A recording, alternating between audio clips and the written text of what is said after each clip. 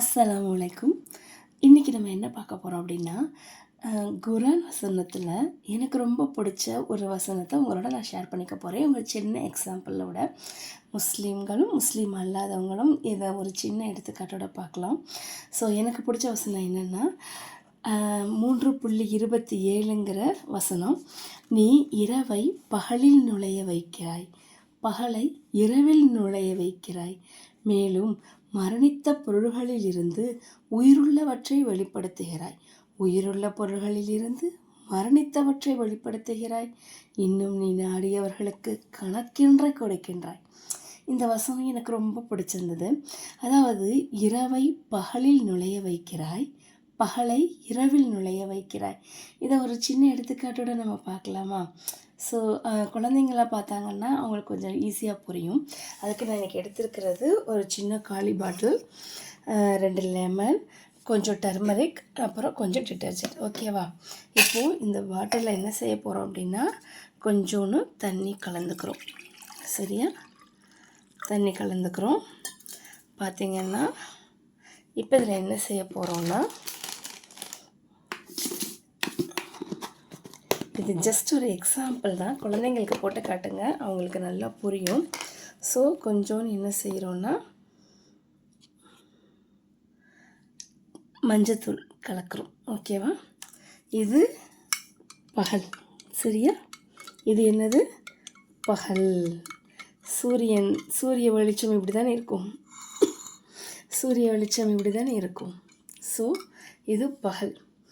பகலில் என்ன செய்கிறாங்க அப்படின்னா, இறைவன் இருவினை நுழைய வைக்கிறான். எதை நுழைய வைக்கிறான்? இரவினை நுழைய வைக்கிறான்.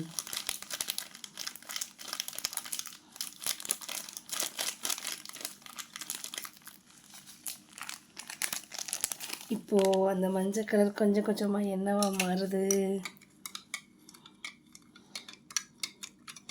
இருளாக மாறுதா? மஞ்சள் கலர் என்னவா மாறுது? இருளாக மாறுதா? ஸோ இது பகலில் இறைவன் இருளை நுழைய வைக்கிறான்.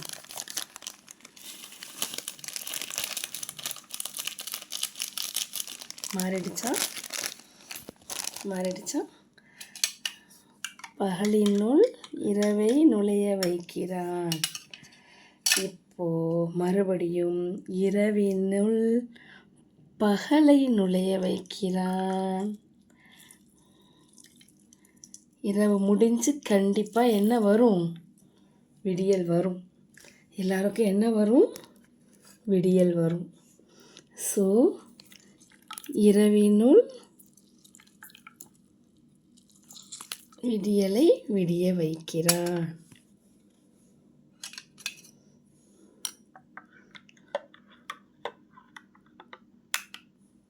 மறுபடியும் அது மஞ்சள் கலராகவே மாறிடுச்சு. ஓகே. பகலினுள் இரவை நுழைய வைக்கிறான், இரவினுள் பகலை நுழைய வைக்கிறான். அல்லாஹ் பேராற்றல் உடையவன். அஸ்ஸலாமு அலைக்கும்.